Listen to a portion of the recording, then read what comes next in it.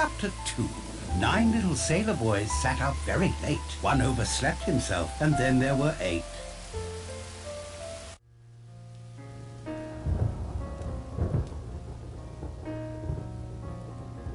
Filthy night. I tried to go out to get some more wood for the fire, but the wind drove me back. A storm like that will keep us all indoors. My apologies for the accommodations, Mr. Narracott, but all the beds are taken. Makes one wonder where the Owens were planning to sleep, doesn't it? A good servant follows instructions, sir. He does not question his employer, unless you'd like to share the deceased's room with the corpse. This will do fine. Thank you, Rogers. I'll wish you a good night then, sir.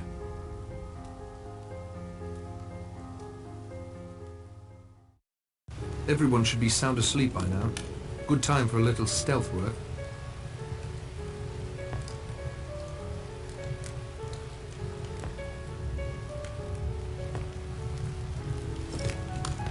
I copied the contents into my notebook.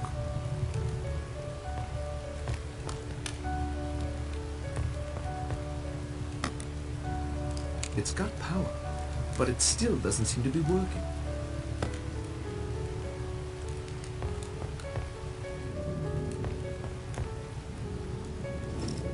I don't need it.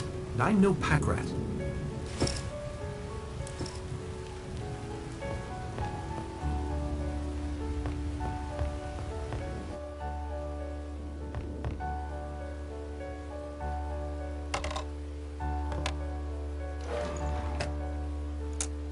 Some things, once done, cannot be undone. Let me examine this further.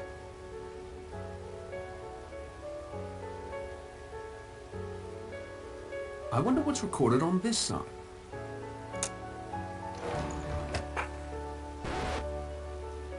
I'm pleased to see at least one of you has thought to turn the record over.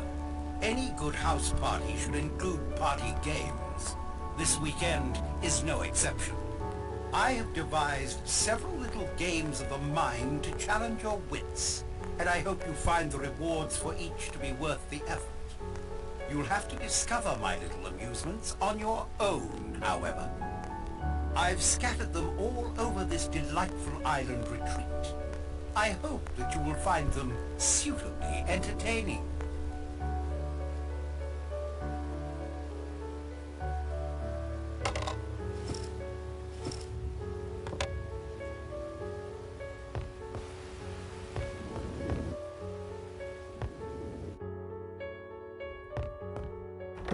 Locked.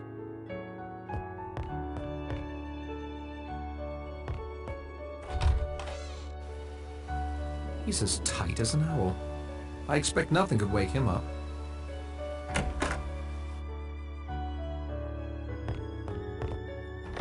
It's tightly locked.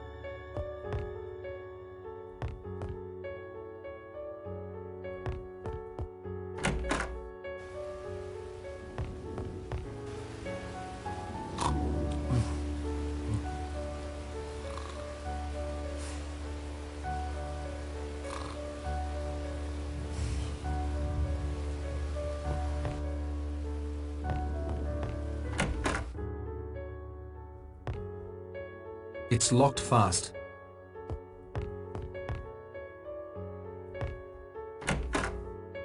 Morning is coming. I'd best get back to my bed.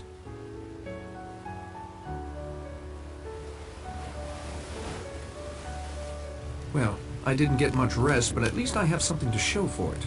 I'd best see if everyone has come down for breakfast.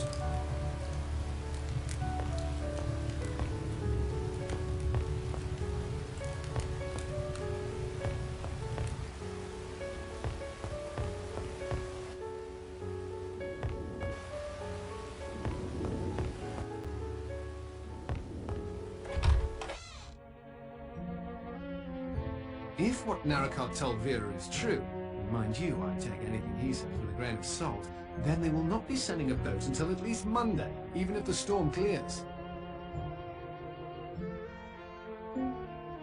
Wise to remember Narracott's the odd man out here. Yes, thanks to you, I believe, Blore. At least nothing else has occurred. I hope you are correct, Miss Claythorne. However, I feel compelled to draw your attention to this table's centerpiece. Now 2 are broken. How odd. Ah, Mr. Narracott, good morning.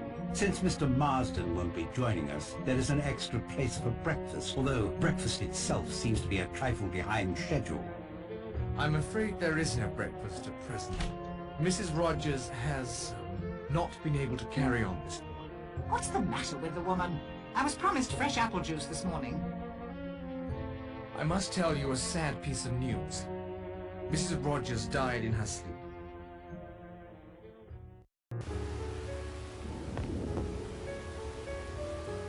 Any theories about Mrs. Rogers' death? She was a very skittish creature. And she had a shock last night. It might have been heart failure. Her heart certainly failed to beat. What caused it to fail is the question. Did you hear anything in the night? No, my sleep was quite restful. Much obliged for your assistance, Miss Claythorne.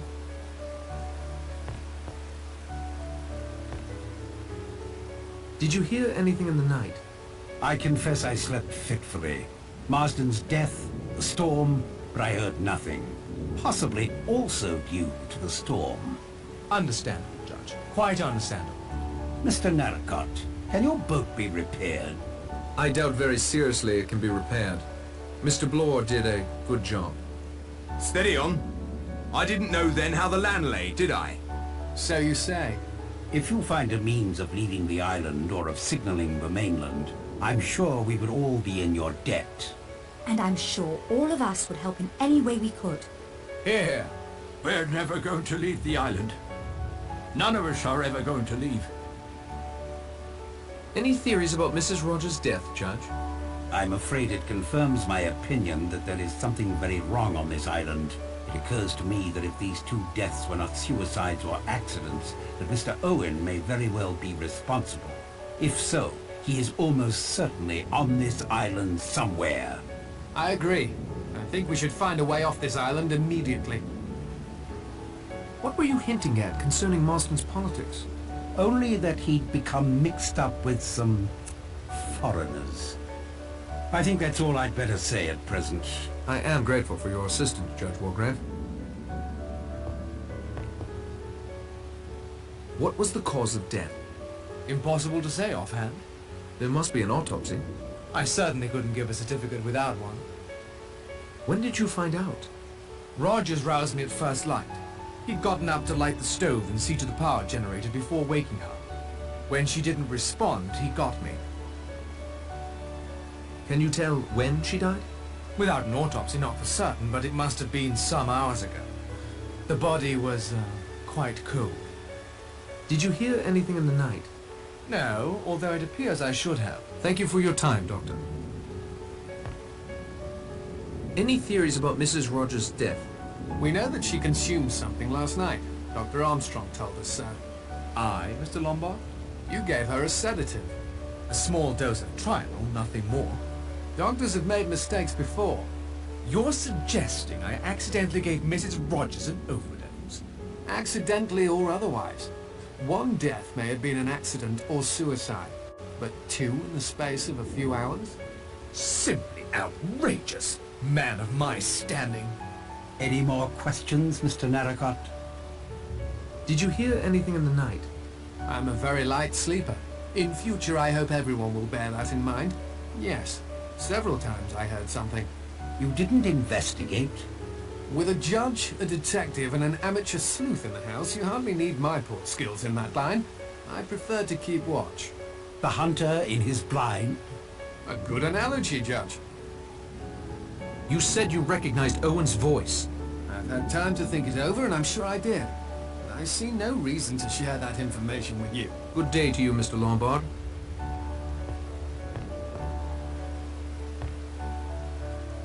Any theories about Mrs. Rogers' death?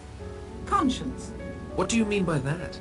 She was accused, together with her husband, of having deliberately murdered her former employer, an old lady. You all saw her last night. She broke down completely. The shock of her wickedness brought home to her was too much to bear. She literally died of fear. Possibly, if there was cardiac weakness. Call it, if you prefer, an act of God. Thank you, Miss Brent. Any theories about Mrs. Rogers' death? I'm sure Mrs. Rogers wasn't to blame. A good, loyal woman. Did you hear anything in the night? I thought I heard a voice calling my name. My wife, she died several years ago. I expect it was a dream. General, you said you thought you recognized Lombard. Did I? Yes, I expect I did. But I fail to see what business it might be of yours. Thank you, General. Stay well. You're a detective, Mr. Bloor. Any theories? I appreciate you recognizing the fact there's a professional present. I'd like to know what she had to eat or drink last night before she collapsed. Rogers assures me she had nothing whatsoever. Of course he would say that. But see here. They've done a murder and gotten away with it. Now she's all hysterical, likely to give the show away. She's a danger to her husband. That's what she is. Oh, I should hardly think a man would do that to his wife. You said you knew something about the history of this island. Most of the old stuff can be found in the library. Its more recent history is just as interesting, though. But I'm not inclined to divulge that just yet. Thanks, Bloor.